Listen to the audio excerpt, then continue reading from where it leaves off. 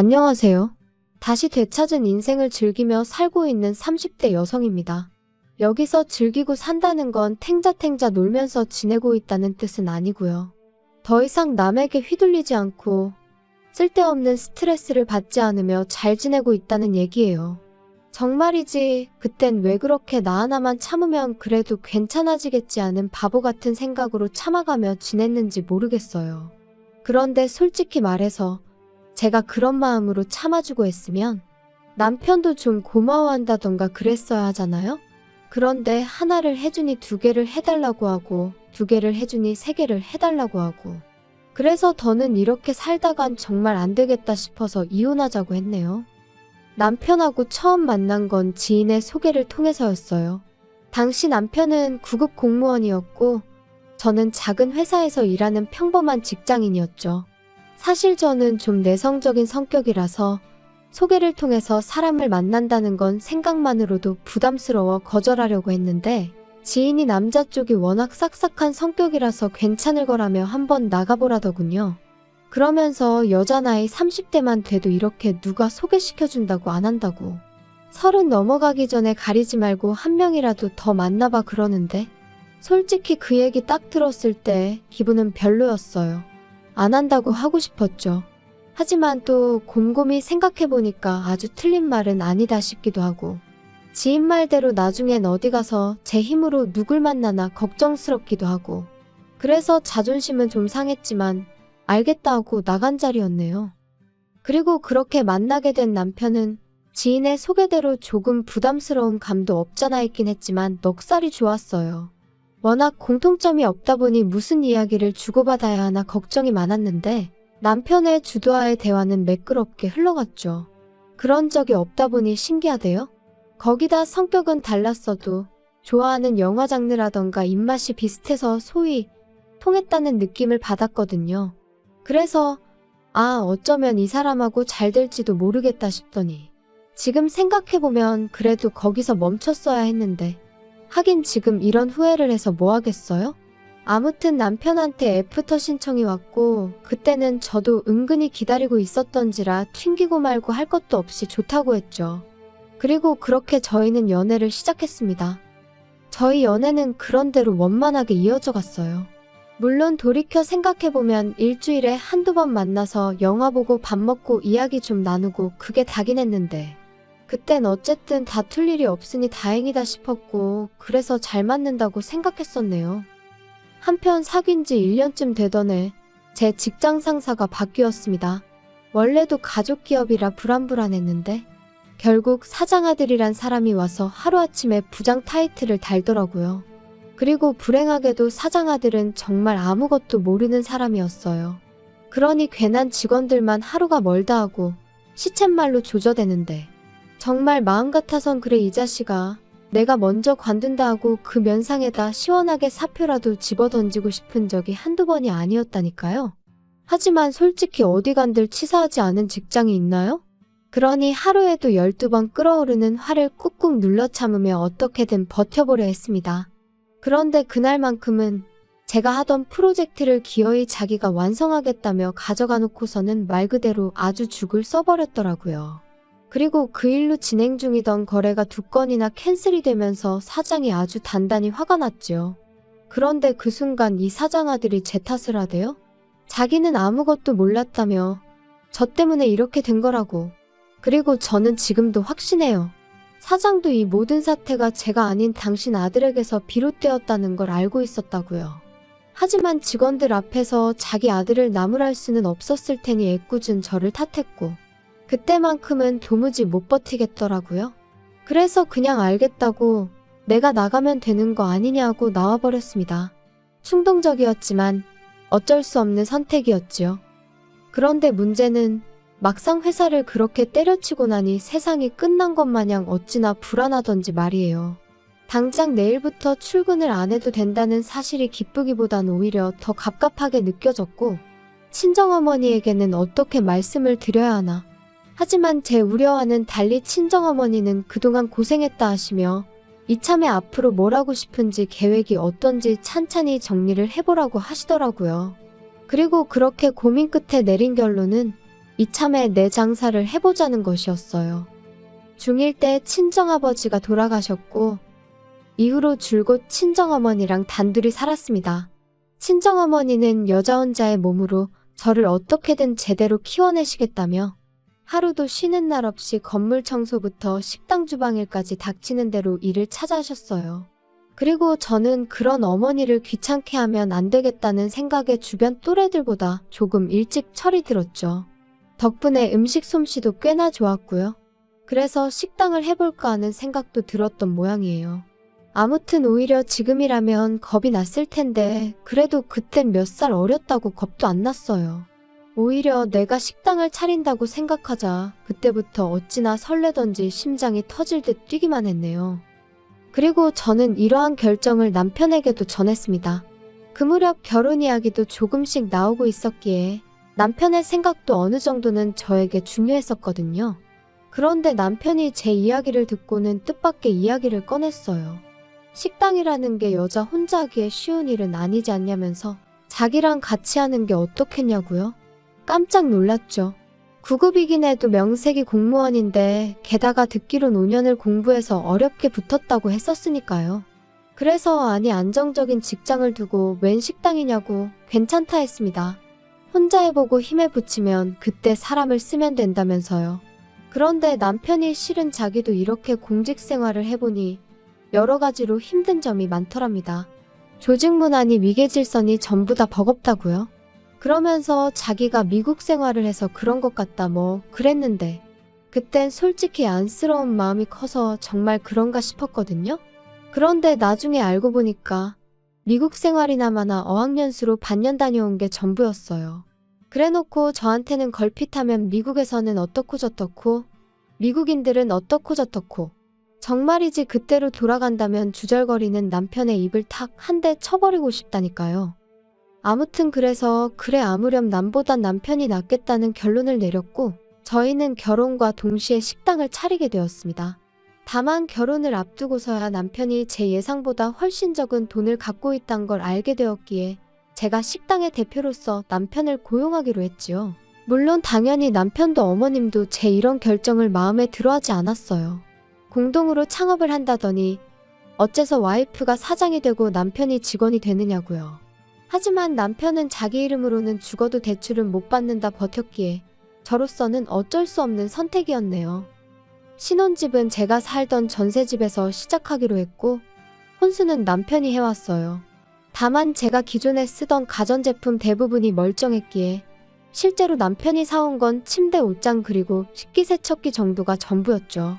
아 그리고 자기가 타던 차도 가지고 왔는데 말이 나왔으니 말이지만 8년이나 된 차를 가지고 자기가 살 때는 4천만 원을 줬었으니 자기가 4천만 원을 해온 거나 다름없다고 말하는 한심한 인간이었어요. 그런데 그때는 그마저도 스스로 모아놓은 돈도 없고 그러니 나를 보기 민망해서 저런 너스레를 떠는가 보다고 정말이지 어떻게든 좋게 봐주려고 했었네요. 아무튼 그렇게 저희는 부부의 연을 맺었고 식당도 개업을 했습니다. 남편은 자기가 손님을 끌어모으겠다며 자기 지인들에게 전화를 돌렸고 그중 몇몇 사람들이 정말로 식당을 찾아주기도 했지요. 이제 와서 다 무슨 소용인가 싶지만 그때만 하더라도 음식은 잘하지만 카운터에 나가기가 쑥스러운 저와 넉살 좋은 남편은 처음엔 꽤나 손발이 잘 맞는 콤비 같았답니다. 그런데 식당을 오픈한 지 반년 만에 남편이 계단에서 발목을 접지르면서 상황은 점점 생각지도 못한 쪽으로 흘러가기 시작했어요. 인정머리 없이 들릴지는 몰라도 발목이 부러진 것도 아니었고 솔직히 3, 4일 푹 쉬면 나을 상황이었어요. 실제로 병원에서도 딱히 해줄 게 없으니 찜질해주고 조심하라고 했고요. 그런데 남편은 계속 욱신거린다. 서 있으면 피가 아래로 쏠리는 것 같다. 정말 오만 가지 핑계를 대가며 앓는 소리 죽는 소리를 해대대요. 그리고는 이참에 한 2주 정도만 쉬면 안 될까 하는데 솔직히 걱정도 되면서 동시에 좀 서운했어요. 왜냐하면 그 무렵 손님이 좀 늘어나고 있다는 게 실감이 나기 시작했거든요.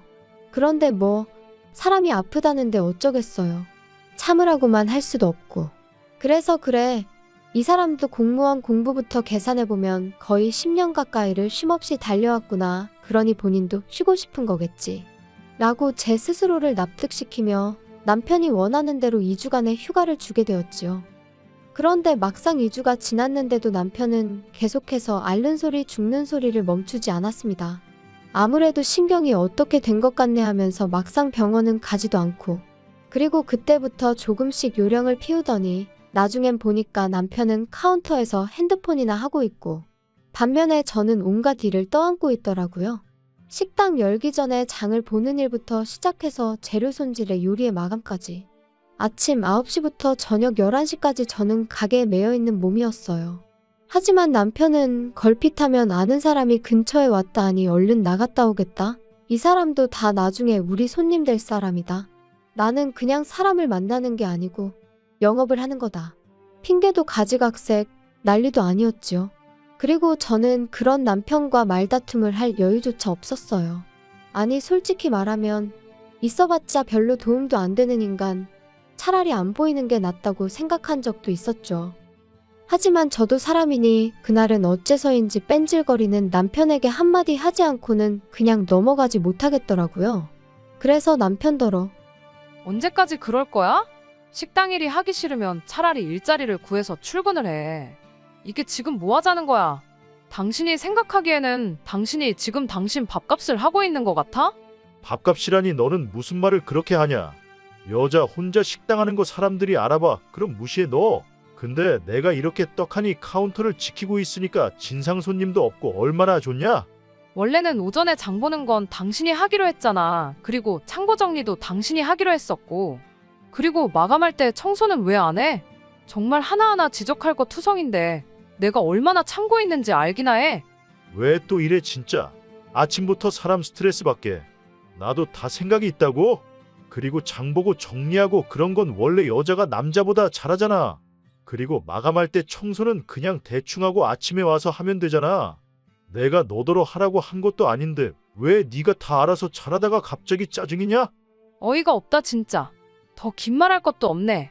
당신 이제 월급 아니고 시급으로 계산할 거니까 그런 줄이나 알아. 뭐? 야, 그게 네 마음대로 되는 줄 알아? 내 동의가 없으면 어차피 못 바꿔. 그래 그럼 당신 관둬 그럼. 때려치면 되겠네. 저는 남편이 관두지 않을 걸 알고 있었어요. 막말로 자기가 어디에 가더라도 지금처럼 편히 일을 할 수는 없을 거란 걸 누구보다 본인이 잘 알고 있었을 테니까요. 그리고 계약서가 어쩌고 하는 남편에게 바로 이튿날 서류 준비해서 들이밀었습니다.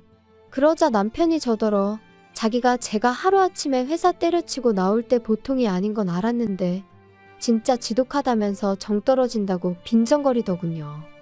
한편 그 무렵 어머님은 어머님대로 하루가 멀다 하고 전화를 해오셔서는 현철이 말이 식당 장사가 그렇게 잘 된다면서? 물가도 많이 올랐고 저희가 원래 박리담회라서 많이 남지도 않아요. 박리담회는 무슨? 아무렴 네가 뭐 손해봐가면서 장사하는 건 아닐 거 아니냐? 그런데 좀 섭섭하다. 그렇게 돈 벌어서 다 뭐 하려고? 시부모 주는 용돈은 계속해서 제자리냐? 어머님, 아시다시피 물가가 많이 올랐잖아요. 그런데 음식값은 물가 따라 올릴 수도 없다 보니 정말 남는 게 많이 없거든요. 이해 좀 해주세요. 야, 이해나마나 네 말대로 물가가 많이 올랐으면 우리 용돈도 올려주는 게 맞지? 내가 친구들 만나면 창피해서 할 말이 없어. 내 친구 미숙이는 그 집 며느리가 얼마 전에 명품 지갑 사줬다더라. 솔직히 속이 터졌죠. 남편이 하도 뺀질거려서 어머님한테 제발 따끔하게 한마디 좀 해달라고 몇 번이나 부탁을 드렸었는데 그럴 때마다 나몰라 하시던 분이 물가가 올랐으니 용돈도 올려달라는 게 남편이 누굴 닮아 뻔뻔한가 했더니 원인이 여기였나 싶기도 하고 그런데 문득 든 생각이 마침 식당에 일손이 부족해서 일할 사람을 구하고 있었거든요. 그리고 시댁에서 저희 식당까지 거리가 버스로 30분 정도로 그렇게 멀지가 않았어요. 그래서 남편한테 어머님이 얼마 전에 용돈 얘기하시던데 혹시 식당에 오셔서 일 좀 도와주시면 어떨까? 그러면 내가 급여는 신경 써드릴 수 있는데. 너 지금 우리 엄마 부려먹으려고 그러냐? 제정신이 아니네. 내가 공짜로 도와달라고 한다는 거 아니잖아. 내가 그렇다고 어머님한테 뭐 힘든 일을 부탁드릴 것도 아니고 서빙만 좀 도와주시면 되는데. 됐다 됐어. 시어머니 어려운 줄을 모르고 야 그럴 거면 장모님 들어와서 일하시라 해. 우리 엄마는 이미 일 다니시잖아. 거기다 거리도 훨씬 멀고 그러니까 어차피 하시는 일 딸 식당에서 하시면 되겠네. 억지 좀 쓰지 마. 그리고 난 좋은 뜻으로 꺼낸 얘기인데 당신이 그렇게 싫다니. 알겠다, 알겠어. 못 들은 걸로 해. 진짜 뭐 말을 못 하겠네. 그런데 거기서 끝이 아니었어요. 지금도 저는 제가 그렇게 지나친 말실수를 했다고는 생각하지 않는데 남편은 뭐가 그렇게 약이 올랐던 건지 기어이 저희 친정어머니한테 전화까지 드려서는 저희 가게가 지금 일손이 부족하네 어쩌네 해가며 저희 어머니더러 와달라고 했더라고요. 그리고 친정어머니는 사위까지 나서서 와달라 하니 거절을 못하시고 알겠다 하셨고 아무튼 그래서 친정어머니가 저희 가게 일을 도와주시게 되셨어요. 친정어머니한테 죄송하고 감사하기도 하고 못난 딸이 따로 없었죠. 그런데 황당한 건 남편이 저희 친정어머니를 대하는 태도였습니다. 제 생각은 그래요. 이따금씩 남편의 지인들이 오는 경우가 있었는데 그럴 때 굳이 그 앞에서 장모인 저희 어머니를 부려먹을 이유가 뭐냔 말이죠. 오히려 우리 장모님이다. 인사들 드려라 하는 거면 모를까? 하지만 남편이 보이는 태도는 어떻게든 내가 이렇게 떵떵거리고 지낸다는 걸 과시라도 하고 싶은 것처럼 보였고 그러다 결국 저희 어머니가 일하신 지 8개월 정도 지났을 때였어요. 제가 잠깐 자리를 비운 사이에 저희 어머니가 정말 처음으로 주문을 잘못 받으셨는데 그걸 가지고 다른 손님들도 다 있는 자리에서 소리를 질렀던 모양입니다. 다른 아르바이트생이 남자 사장님이 좀 심하시다며 저에게 귀틈을 해줘서 알았으니 망정이지. 그래서 그날 남편한테 네가 뭔데 내 어머니한테 소리를 질렀냐니까. 공은 공이고 사는 사지. 집안에서나 장모님이지 가게에서는 엄연히 그냥 일하는 아주머니 아냐? 그리고 어느 식당이건 간에 일하는 사람이 실수를 하면 한 소리 듣는 건 당연한 거지. 공이고 사고 장모님이면 상황이 어떻건 간에 그냥 장모님이지. 나는 뭐 할 말이 없어서 당신 지적 안 하고 그동안 오냐오냐 봐준 줄 알아? 그리고 당신이 뭔데? 식당 내에서 당신이 도대체 뭔데 어머니한테 소리를 질러? 대표는 엄연히 나야. 소리를 질러도 내가 질러. 이야, 그 코딱지만한 가게로 드디어 유세를 떠는구나, 네가. 남편과 저는 그날만큼은 정말 주먹만 오가지 않았지 크게 싸우게 되었고 그때 이후로 저는 이따금씩 이혼 생각을 하게 되었습니다. 하늘의 맹세코 결혼을 통해 그 어떤 이익을 바란 것도 없었고 그저 다른 사람들처럼 안정된 가정을 꾸리며 평범한 인생을 살고 싶었을 뿐인데 어디서부터 어떻게 꼬여버린 건지 제 스스로가 한심하더라고요. 한편 친정어머니도 그날 일로 충격이 크셨는지 결국 한 달쯤 지나 그만 나오고 싶다 하시대요. 일부러 그런 건 아니겠지만 당신도 사람인지라 마음이 상했다 하시며 온 가족이 한 공간에 있어서 좋을 게 없는 것 같다고. 씁쓸한 어머니의 표정을 보고 있자니 얼마나 죄송스럽고 우라가 치밀던지. 아무튼 저는 그런 어머니의 마음을 조금이라도 달래드리고자 퇴직금이라고 말하면 좀 그렇지만 유럽 여행을 생각해냈어요. 평생 일만 하시던 어머니셨으니 이참에 저도 눈 딱 감고 한열을 어머니랑 같이 쉬어볼까 생각한 거죠. 그런데 이 이야기를 듣곤 남편이 노발대발 날뛰기 시작했습니다. 장모님하고 어딜 간다고? 유럽? 무슨 돼지목의 진주도 아니고 갑자기 웬 유럽? 원래 유럽 여행 같은 건 수준이 되는 사람이 가야 안 아깝지. 막말로 장모님 영어나 아시냐? 하이 헬로우 말고 뭐 또 아시는 거 있어? 그렇다고 너는 뭐 영어 잘하냐? 진짜 돈 낭비하는 방법도 가지가지네. 웃기고 있네 진짜. 내가 벌어서 내가 내 어머니 모시고 간다는데 당신이 왜 난리야? 그렇게 부러우면 당신도 어머님 모시고 가던가. 사람이 원래 자기 그릇대로 놀아야 되는 거야. 고졸인 장모님이랑 전문대 나온 너 둘이서 무슨 유럽이냐? 그래도 유럽 정도 가려면 그 시절 대학까지 나오신 우리 어머니 엘리트야 엘리트. 그리고 나도 대학 나왔지. 우리 같은 사람들이 가야 돈이 안 아깝지. 이건 뭐.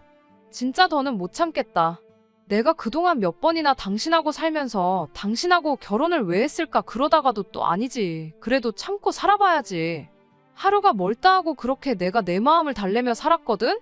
그런데 이제 보니까 당신은 정말 구제불능이고 나도 더는 못 참겠다. 당신은 나한테 한 번도 제대로 고마워한 적도 없고 오히려 하루하루 불만만 더 쌓여가나 봐. 그리고 다 떠나서 나 당신이 우리 어머니한테 말 막 하는 거 더는 못 참아. 수준? 당신이나 시부모님은 그 수준이 얼마나 높아서 나한테 자꾸 빌붙어? 당신하고 사는 거 지겹고 힘들어. 정말 내 인생에 도움 하나도 안 되는 사람들이잖아. 이쯤에서 헤어지자 좀. 헤어지자고? 너 나랑 헤어지고 싶으면 식당 지분 반 나한테 넘겨. 그러면 내가 이혼해 줄 수도 있고. 내가 미쳤니? 당신이 식당 일에 관해서 한 게 뭐가 있다고. 당신이 아무것도 안 했다는 건 지나가는 동네 똥개도 알걸?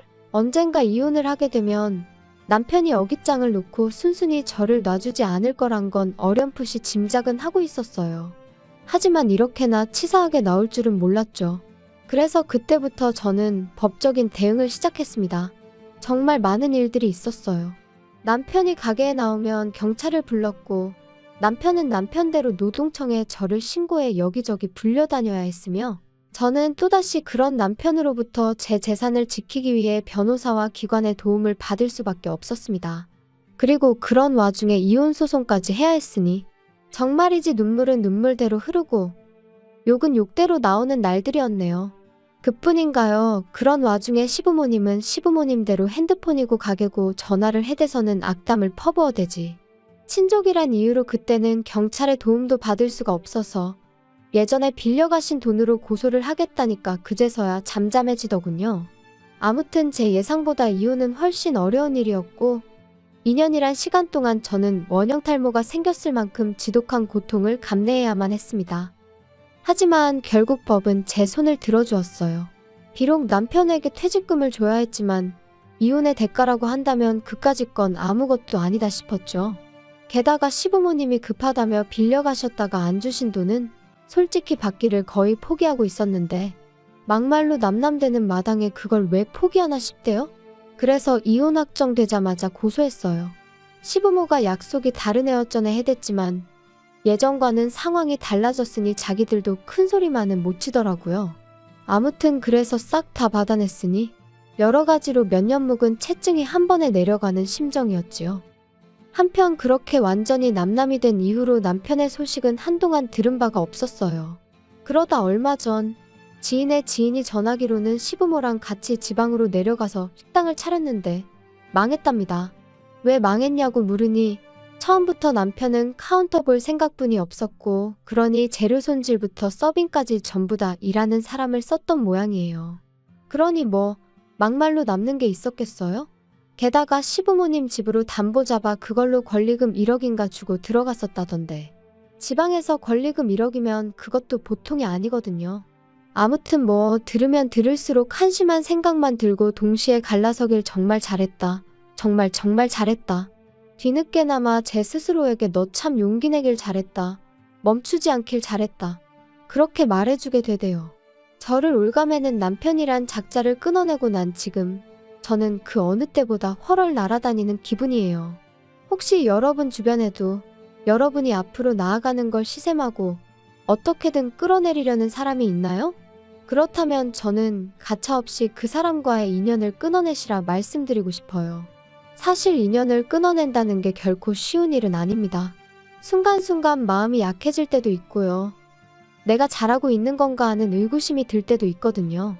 하지만 그 고뇌의 끝에는 그 어느 때보다 환하게 웃고 있는 자신을 발견하게 될 거라고 제가 이렇게 장담할게요. 들어주셔서 감사합니다.